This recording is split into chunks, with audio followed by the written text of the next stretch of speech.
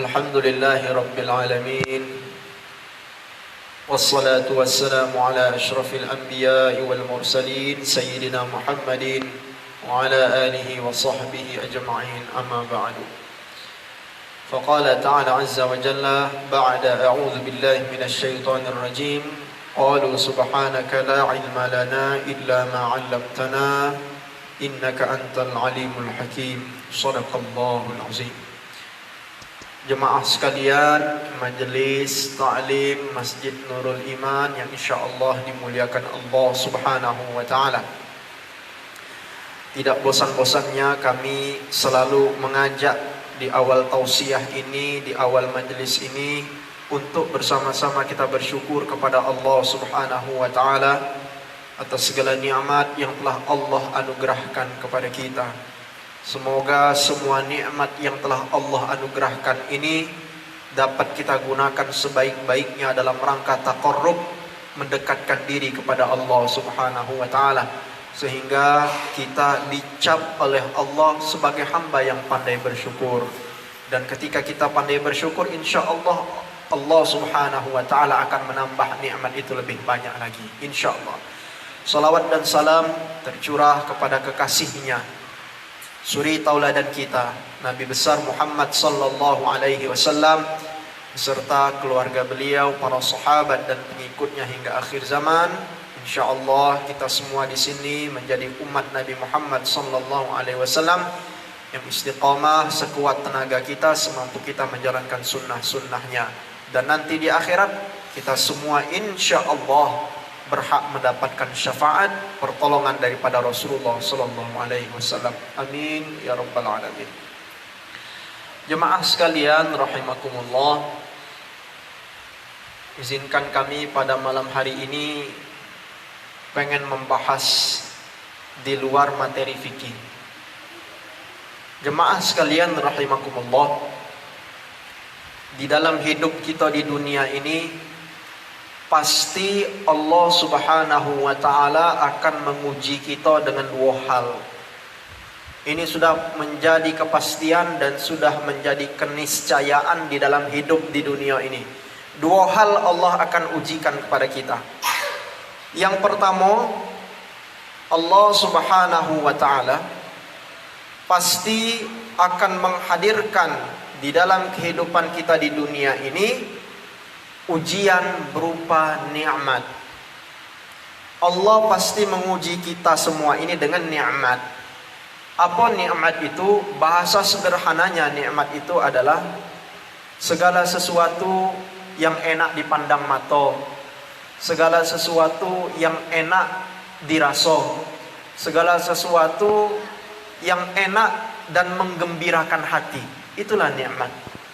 Kita semua pasti di dalam hidup ini pernah dikaruniakan nikmat oleh Allah, pasti itu. Namun ada kalanya di dalam hidup ini, jemaah sekalian, Allah Subhanahu wa taala akan menghadirkan atau menguji kita dengan musibah. Pasti itu.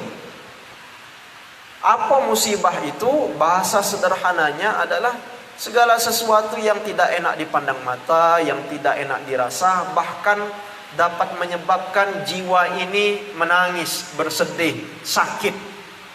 Itulah namanya musibah. Jemaah sekalian rahimakumullah, kalau kita berbicara tentang musibah, musibah ini pasti Allah hadirkan dalam kehidupan wong yang beriman dan juga wong yang tidak beriman. Musibah ini pasti Allah hadirkan dalam kehidupan orang yang taat sama dengan wong yang tidak taat. Pasti diuji kalau dengan musibah. Begitu juga orang yang ahli ibadah, pasti dia diuji oleh Allah dengan musibah dalam hidupnya. Begitu pula orang yang ahli maksiat, dia pun akan dihadirkan musibah oleh Allah di dalam hidupnya di dunia. Karena sudah menjadi ketetapan Allah, selama kita hidup di dunia ini, ada masa kita mendapatkan nikmat, ada masa kita mendapatkan musibah. Berbicara tentang musibah ini, ketahuilah jemaah sekalian, Kalau musibah itu Allah hadirkan ke dalam kehidupan orang-orang yang ahli ibadah, orang yang takwa, orang yang taat, kekasih Allah, dosa jarang atau sedikit sekali dia lakukan. Tiba-tiba Allah datangkan musibah ke dalam hidupnya, maka jemaah sekalian, ketahuilah musibah yang hadir itu adalah ujian dari Allah, di mana Allah pengen mengangkat dia pada derajat yang lebih tinggi dan lebih mulia. Ini kalau ujian itu, kalau musibah itu hadir di dalam kehidupan orang yang taat, ahli ibadah, dosa tak pernah dia lakukan, sedikit dia lakukan, kemudian taatnya bagus, Allah datangkan musibah, maka musibah itu hakikatnya adalah ujian, di mana Allah akan mengangkat dirinya pada derajat yang lebih tinggi. Maka tidak ada sesuatu yang lebih baik bagi orang yang diuji tersebut dengan musibah, melainkan bagi dirinya untuk bersabar. Bersabar, dia ridha, sabar, tawakal dan berpasrah diri kepada Allah Subhanahu wa taala dalam menerima musibah tersebut. Apakah bencana alam, wabah, penyakit, bangkrut, hutang bertumpuk, ataukah kehilangan salah satu anggota keluarga yang dicintai. Maka bagi orang yang bertakwa, bagi orang yang taat, dia menyikapi musibah itu dengan sabar. Dia ridha dengan apa yang sudah Allah tetapkan ke dalam dirinya. Insya Allah setelah musibah itu berlalu, dia naik pada derajat yang lebih tinggi di sisi Allah Subhanahu wa ta'ala. Maka tidak ada jalan lain bagi dirinya dalam melalui masa-masa musibah tersebut, melainkan dengan kesabaran, dengan keikhlasan, dan dengan ketabahan. Ridha dengan apa yang telah Allah tetapkan. Raditu billahi rabba wa bil islami dina wa bi Muhammadin sallallahu alaihi wasallam nabiyyan wa rasula.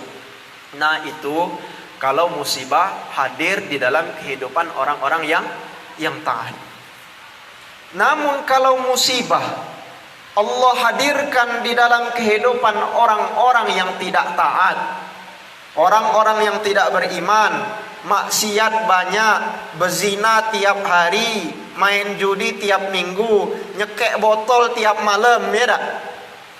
Tiba-tiba datang musibah ke dalam hidupnya.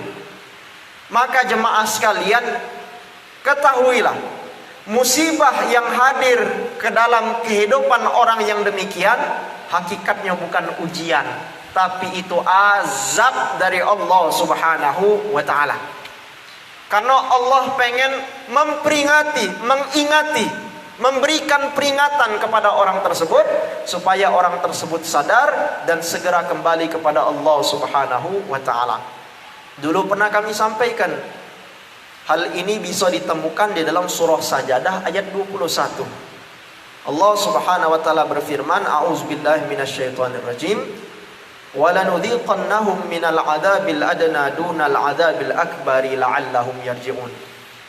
Kata Allah, niscaya pasti akan kami timpakan kepada mereka itu azab di dunia, sebelum nanti akan dihadirkan azab yang lebih besar di akhirat.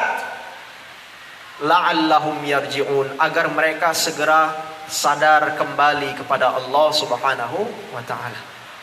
Jadi memang ada azab yang Allah dahulukan di dunia, yaitu berupa musibah, bencana, penyakit, sebagaimana yang dikatakan oleh Ibnu Abbas, yang dikutip oleh Imam Ibnu Katsir di dalam tafsirnya. Jadi penyakit, kemudian bencana, kebangkrutan, wabah, kematian yang hadir di dalam kehidupan orang yang ahli maksiat itu, hakikatnya adalah azab dari Allah Subhanahu wa ta'ala. Allah tuh pengen ngingetkan wong tersebut supaya segera bertaubat, berhenti dari perbuatan maksiatnya. Nah, maka jemaah sekalian, kalau ada orang yang termasuk pada golongan kedua tersebut, maka tidak ada jalan keluar bagi dirinya untuk selamat dari musibah itu, kecuali dia bertaubat, minta ampun kepada Allah Subhanahu wa ta'ala dengan sebenar-benar taubatan nasuha. Berhenti dari maksiatnya, berhenti dari dosanya, dan segera merapat kembali kepada Allah Subhanahu wa taala. Karena yang disinggung di dalam ayat itu, dan akan kami timpakan kepada mereka sebagian azab di dunia. Mereka di sini adalah apa yang Allah sebutkan pada ayat sebelumnya, yaitu orang-orang fasik. Wa ammal ladzina fasaqu fama'wahumun nar. Orang-orang fasik. Siapa orang-orang fasik itu? Ahli maksiat, yang tidak sholat 5 waktu, berzina, durhaka kepada kedua orang tua, makan riba, minum minuman keras, main judi. Itu beberapa di antara perbuatan yang apabila dilakukan oleh seseorang, orang itu dicap sebagai orang yang fasik. Makanya Allah segerakan azabnya di dunia. Walaupun sekarang belum kejinguan, kaget, tunggulah. Allah akan segerakan azabnya di dunia. Kalau tidak Allah segerakan, di akhirat sudah menunggu yang lebih besar. Makanya inilah jemaah yang pengen kami sampaikan di dalam majelis yang singkat ini. Kalau datang musibah ke dalam hidup kita, tolong kita bermuhasabah diri. Apapun itu, penyakit, hutang tak lunas-lunas, apakah salah satu anggota keluarga kita wafat, ataukah musibah lainlah yang membuat hati ini bersedih, yang membuat jiwa kita ini bergejolak, maka mesti kita bermuhasabah diri. Oh, jangan-jangan penyakit yang aku derita ini karena dosa-dosa yang dulu banyak aku lakukan. Bisa jadi. Oh, jangan-jangan usahaku tidak pernah sukses, usahaku selalu bangkrut. Hal itu disebabkan karena durhaka kita dengan wong tua. Bisa jadi. Semua itu dihadirkan Allah sebagai bentuk azab untuk mengingatkan kita agar kita segera kembali kepada Allah Subhanahu wa taala. Makanya perbanyak istighfar, taubat, salat taubat. Kalau itu kita dawamkan, insya Allah, pertama Allah ampunkan dosa-dosa kita yang sudah lalu Allah hapuskan. Dan yang kedua, musibah itu diangkat oleh Allah dari hidup kita. Makanya Rasulullah bersabda, man lazima istighfar, barang siapa yang melazimkan mengucapkan istighfar, ja'alallahu min kulli dhiqin mahraja, maka Allah akan menjadikan jalan keluar dari himpitan hidup yang ia alami. Wa min kulli hammin faraja, dan Allah akan memberikan penawar obat dari gundah gulana maupun penyakit yang dia derita. Wa razaqahu min haitsu la yahtasib, dan Allah akan memberikan rezeki, harta dari jalan yang tidak disangka. Itu kata Nabi. Makanya kalau ada seseorang yang termasuk golongan kedua tersebut, selama ini ahli maksiat, sholat bolong-bolong, kemudian zinanya kuat, durhaka dengan wong tua, dan dia melakukan dosa-dosa besar lainnya, datang musibah ke dalam hidupnya, maka dia mesti sadar, bertaubat kepada Allah Subhanahu wa taala dan berubah. Insya Allah dengan istighfar dan taubatnya, Allah akan angkat musibah dalam dirinya, Allah ampunkan dosa-dosanya, dan Allah akan berikan bagi dirinya kehidupan yang lebih baik daripada sebelumnya. Nah, ini yang pengen kami sampaikan. Jadi kalau saudara-saudara sekalian sedang ditimpa musibah sekarang, apapun itu, kita pasti pernah ditimpa musibah.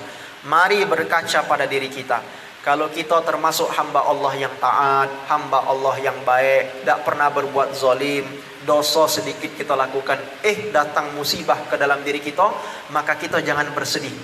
Karena hakikat musibah ini adalah ujian, karena Allah pengen mengangkat kita pada derajat yang lebih tinggi. Jadi jangan sedih kita, mesti kita gembira. Oh, ini momen Allah pengen mengangkat derajat kepada derajat yang lebih tinggi. Maka kita mesti bersabar, ridha, tawakal, ikhlas dalam menerima ketetapan Allah tersebut.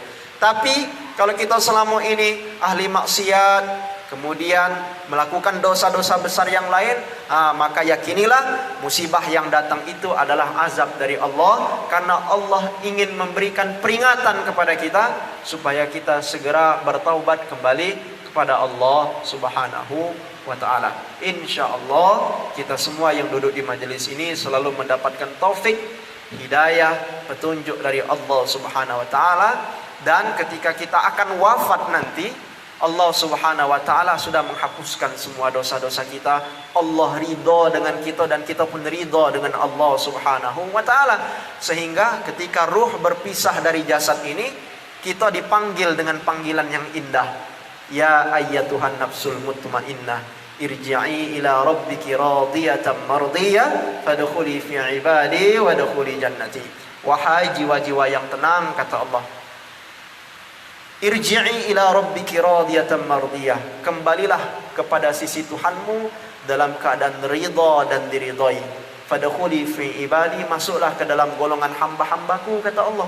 Wadkhuli jannati, dan masuklah ke dalam syurgaku. Alangkah bahagianya kalau kita meninggal kaget mendengar kalimat itu dari Allah subhanahu wa ta'ala ketika ruh ini berpisah dari jasad kita. Sangat bahagia kita, karena sudah pasti insya Allah menjadi ahli syurga. Insya Allah kita galau-galau jadi ahli syurga. Maka mari kita berkaca pada diri masing-masing, bermuhasabah. Jangan kita nyingok orang lain. Kaget giliran nyingok orang lain, nah wong itu sakit tak sembuh-sembuh, itu azab. Belum tentu. Bisa jadi itu Allah menguji dia, karena Allah sayang dengan dia. Allah rindu setiap malam dia berdoa di sepertiga malam terakhir, ya Allah minta kesembuhan. Allah rindu dengan kalimat doanya, sehingga Allah tunda sedikit kesembuhannya. Bukan azab. Kita jangan nyingok orang lain lah. Kita ni hobinya nyingok orang lain, langsung menghakimi, itu dia azab, itu ahli maksiat. Belum tentu. Kita nyingok diri kita, jangan-jangan musibah, penyakit, masalah yang ada di dalam hidup kita ini kesalahan kita yang dulu pernah kita lakukan, dosa-dosa besar yang dulu pernah kita kerjakan. Nah, sehingga kita segera bermuhasabah kembali kepada Allah subhanahu wa ta'ala. Sama baik misalkan kita nyingok orang meninggal, mesti berhusnuzon lah. Kalau misalkan dia meninggal dalam keadaan yang soleh, dalam keadaan yang baik, insya Allah dia ahli syurga. Dia meninggalnya caranya baik, insya Allah kita yakin dia ahli syurga. Kita berhusnuzon. Tapi kalau ada orang yang meninggalnya kecelakaan, atau meninggalnya sadis, meninggalnya misalkan berjerit, matanya terbelalak, kita jangan suuzon dulu. Ini kadang-kadang, wah itu su'ul khotimah, itu sudah menghakimi duluan. Kita lebih baik husnuzon dulu, husnuzon, berprasangka baik. Mungkin sakit yang parah yang ia derita sebelum sakaratul mautnya itu adalah momen di mana Allah subhanahu wa ta'ala meleburkan dan menggugurkan semua dosa-dosanya. Sehingga ketika dia wafat, dia sudah bersih dari dosa. Jadi jangan seuzon dulu. Nah itu pula kita nyingok jenazahnya, matanya terbelalak. Nah itu bisa jadi matanya terbelalak itu bukan su'ul khatimah. Dia dijingokkan oleh Allah gambaran surga. Jadi wah, terkejut dia, meninggal. Nah jadi kita jangan dulu suuzon lah, ya. Tinggalkanlah prasangka buruk itu, terutama kepada sesama muslim. Kita usahakan berhusnuzon. Termasuk ketika dia meninggal, kita pun tetap berhusnuzon. Nah jemaah sekalian rahimakumullah, kami sudah ngomong dengan Pak Ketua. Malam hari ini kami tidak bisa berpanjang lebar dan tidak bisa sampai setelah ba'da isya. Kita sampai isya inilah, masih ada sisa waktu 10 sampai 13 menit. Kita buka sesi tanya jawab. Boleh berkenaan materi yang barusan kami sampaikan, atau berkenaan dengan materi fikih yang sudah kami sampaikan pada pertemuan-pertemuan yang lalu. Silahkan. Tafadhal mashkuran. Wal akhiru walhamdulillahi rabbil alamin.